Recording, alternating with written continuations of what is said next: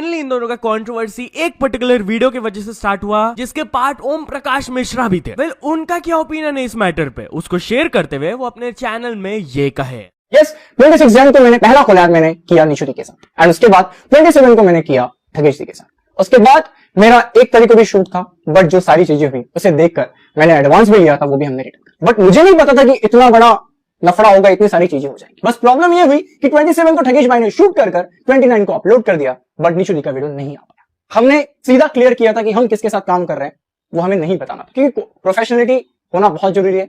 जो हमने ना ठगेश भाई को बताया कि हमने निशु के साथ काम किया है, ना निशु को बताया हमने कि हमने ठगेश भाई के साथ। ये चीजें शॉर्ट आउट हो सकती थी, बट शायद नहीं हुई। मुझे ऐसा लगता है ये जो भी चीजें होती हैं, प्लान होता है, भगवान का प्लान होता है और चीजें हो रही है। ऑल्सो लक्ष्य चौधरी भी ठगेश वर्सेस निशु कंट्रोवर्सी पर अपना रिएक्शन दिए। उन्होंने क्या कहा आप लोग सुन सकते हो। भाई मुझे तो ऐसा लगता है जो ठगेश और निशु तिवारी वाला लफड़ा चल रहा है ये 2 मिनट में खत्म हो सकता था। इन दोनों में से किसी को भी अपनी मेंटल हेल्थ कॉम्प्रोमाइज करने की जरूरत ना पड़ती। अगर दोनों में से कोई एक ये कह देता ना, अरे मैं तो ऐसा ही हूँ, करूंगा कॉपी, चुराऊंगा टॉपिक, हूं मैं कॉपी कैट, तेरे बस के तू भी कर ले, बस वही बात खत्म हो जाती।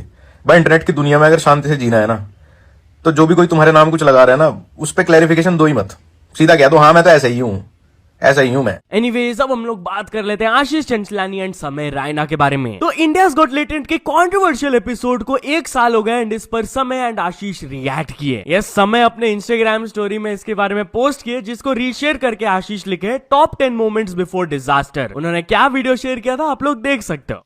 और हमने डाला है एक बहुत ही entertaining episode of Latent. It is so entertaining. Thank you so much Jaspreet भाई, well kid, Ashish Chanchlani, Beer Biceps and our surprise guest.